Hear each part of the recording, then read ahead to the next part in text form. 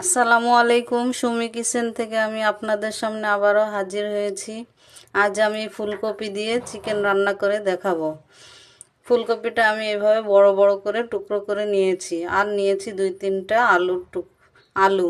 তাহলে দেখি রেসিপিটা। একটা কড়াইতে দিয়ে দিচ্ছি পরিমাণ মতো তেল।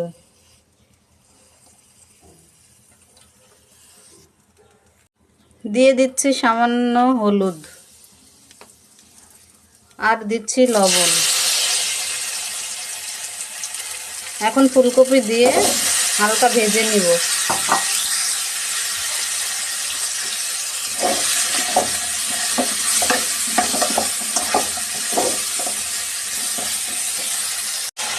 ফুলকপিটা উল্টিয়ে পাল্টিয়ে ভালো করে নেড়ে চেড়ে ভেজে নিব।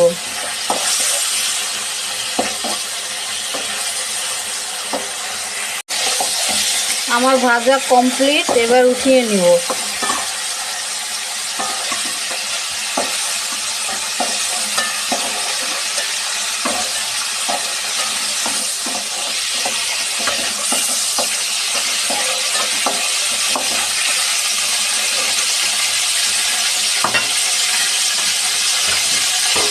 এখন দিয়ে দিব আলুগুলো।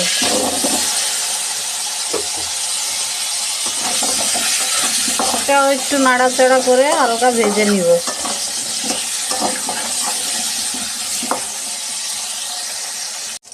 আলুগুলো আমার ভাজা শেষ, এবার এটাও নামিয়ে নিব। দিয়ে দিচ্ছি আর একটু সামান্য তেল।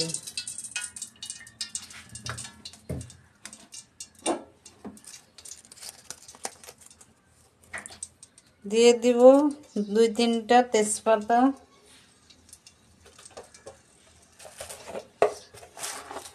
আর দিব গোটা জিরা। দিচ্ছি কয়েক টুকরো দারচিনি, আর দিয়ে দিব এখানে আমি সাদা এলাচ কালো এলাচ ফাটিয়ে নিয়েছি। একটু নাড়াচাড়া করে দিয়ে দেব পেঁয়াজ কুচি। পেঁয়াজটা ভালো করে নেড়ে চেড়ে হালকা করে ভেজে নিব।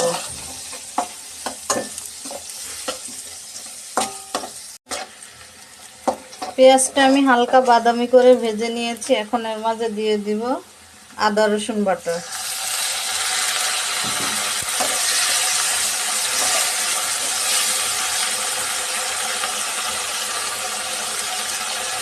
দিচ্ছি হলুদ গুঁড়া,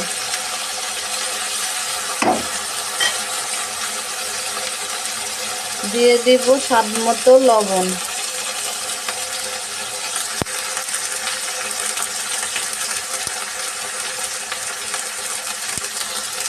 দিচ্ছি স্বাদ মতো লবণ।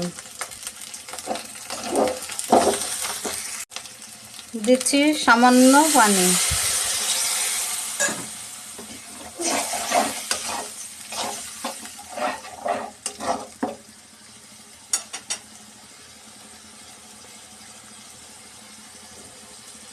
দিব পরিমাণ মতো মরিচ।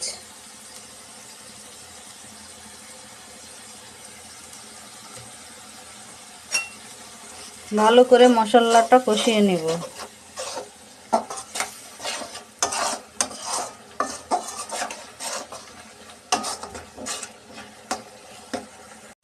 মশলাটা আমি ঢাকনা দিয়ে কষিয়ে নিব। মশলাটা ভালো করে কষিয়ে নিব। পানিটা মরে গিয়ে যখন তেলটা উপরে ভেসে আসবে তখন দিয়ে দেব মুরগির মাংস।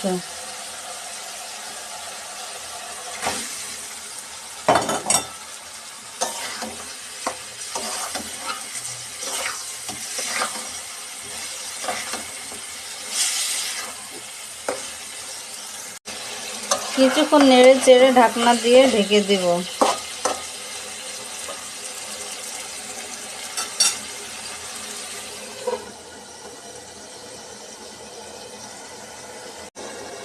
আবারও ঢাকনা উঠিয়ে মাংসটা আমি ভালো করে নেড়ে চেড়ে নিব। খেয়াল রাখবেন তলায় যাতে না লাগে। এখানে আমি পানি ব্যবহার না করেই মাংসের পানি যেটা বেরিয়েছে সেটা দিয়ে কষিয়ে নিচ্ছি।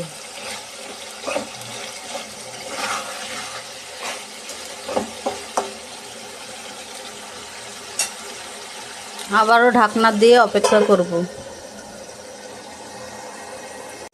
ফিরে এলাম 2-3 মিনিট পর।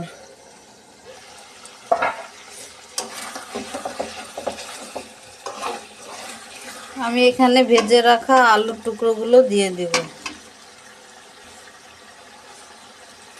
আর দিচ্ছি ফুলকপির ডাঁটা।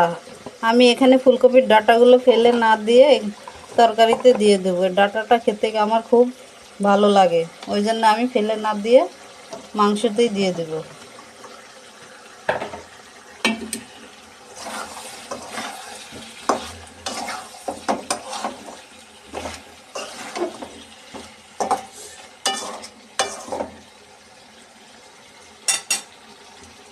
আবারও ঢাকনা দিয়ে দিলাম।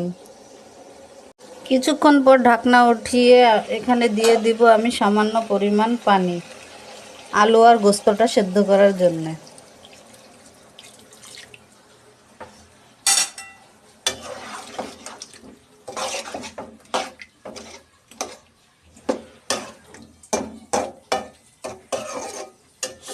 আবারও ঢাকনা দিয়ে অপেক্ষা করব।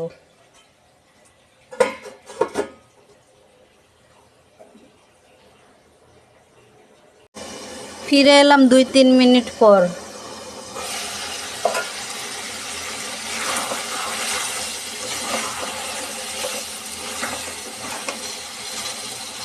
আলুটা সিদ্ধ হয়ে গেলে এর মাঝে দিয়ে দেব ভেজে রাখা ফুলকপি।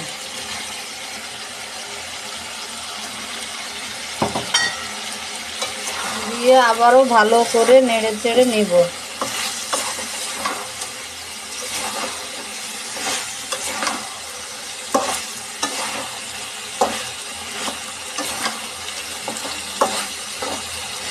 বাস 2-1 মিনিটের জন্য ঢাকনা দিয়ে ঢেকে রাখবো।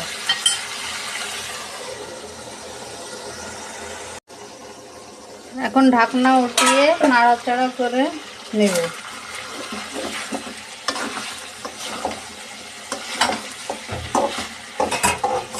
দিয়ে দেব পরিমাণ মতো পানি।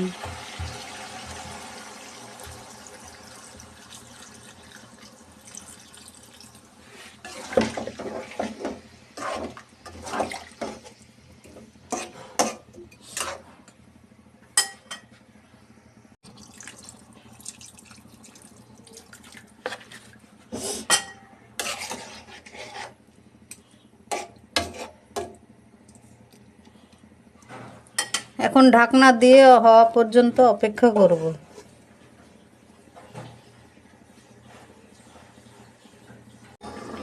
ফিরে এলাম 5-6 মিনিট পর। এখন ঢাকনা উঠিয়ে এর মাঝে দিয়ে দেব একটা ম্যাজিক মশলা। এটা দিলে এর স্বাদ আরও দ্বিগুণ হয়ে যাবে।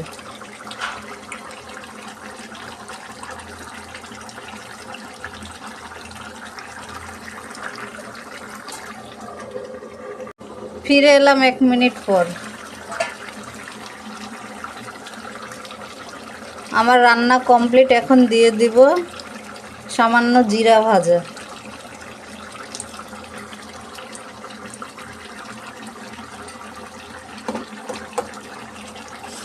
এখন নামিয়ে পরিবেশন করে নেব। আমার রান্না কমপ্লিট। এভাবে ফুলকপি দিয়ে মাংস রান্না করে খেয়ে দেখবেন, মাংসর থেকে ফুলকপিটা খেতেই বেশি ভালো লাগবে। আর এরকম আরও অনেক রেসিপি পেতে আমার চ্যানেলে লাইক অ্যান্ড সাবস্ক্রাইব করে দেবেন প্লিজ। আবারও দেখা হবে। আল্লাহ হাফেজ।